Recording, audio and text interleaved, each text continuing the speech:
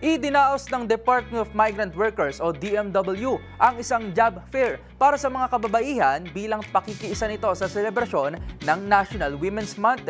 Mahigit 4,000 mga trabaho sa ibang bansa ang inialok ng ahensya na mula sa 15 licensed agencies kung saan nakatuon sa iba't ibang job sectors tulad ng healthcare at engineering. Narito ang detalye sa report ni Dustin Bayog.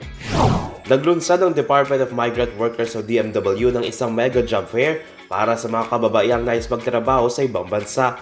Ito ay bahagi ng kanilang selebrasyon upang kilalanin ang natatanging kontribusyon ng mga kababaihan ngayong National Women's Month. Nasa 3,700 na trabaho ang inialok ng DMW para sa mga kababaihan na mula sa mga bansang Saudi Arabia, Qatar, Oman, United Arab Emirates, Hungary at Brunei. Ilang sektor ng trabaho rito ay ang hospitality and tourism, healthcare, manufacturing, maritime and shipping industry at ilang pang skilled type na trabaho.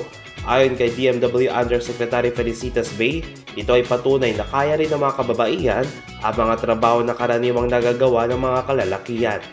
Para sa DZRH TV, ito si Dustin Bayog, una sa Pilipinas, una sa Pilipino.